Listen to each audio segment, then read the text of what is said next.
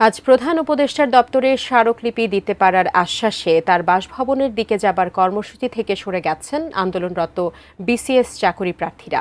মঙ্গলবার সন্ধ্যায় বাংলাদেশ সরকারি কর্ম কমিশনের সামনে থেকে যমুনা অভিমুখে পদযাত্রা শুরু করেন তারা। শাহবাগের ইন্টারকন্টিনেন্টাল হোটেলের সামনে পুলিশ তাদের আটকে দেয়।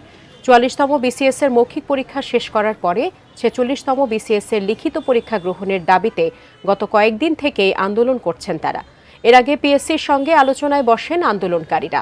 আলোচনা ফলপ্রসূ না হওয়ায় আবার ফিরে এসে লং মার্চ ফর যমুনা কর্মসূচি শুরু করেছিলেন তারা।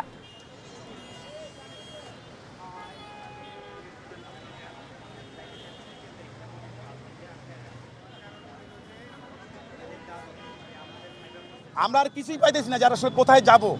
পরে একটা স্মারকলিপি তৈরি করে আমরা এখানে এসেছি, যে যদি রাষ্ট্রের সর্বোচ্চ ব্যক্তি একটু কনসার্ন হয়, ওনার নজরে যাতে বিষয়টা পড়ে। স্মারকলিপি ওনারা আজকে ডিসি স্যার নিচ্ছে, কালকে ওনাদের সহযোগিতায় আমাদের 5 জনের একটা প্রতিনিধি দল তেজগাঁও চিফ অ্যাডভাইজার স্যারের অফিসে, চিফ অ্যাডভাইজার স্যারের যিনি পার্সোনাল অ্যাসিস্ট্যান্ট আছেন, ওনার কাছে গিয়ে আমরা কথাগুলো বলবো, স্মারকলিপি দিব।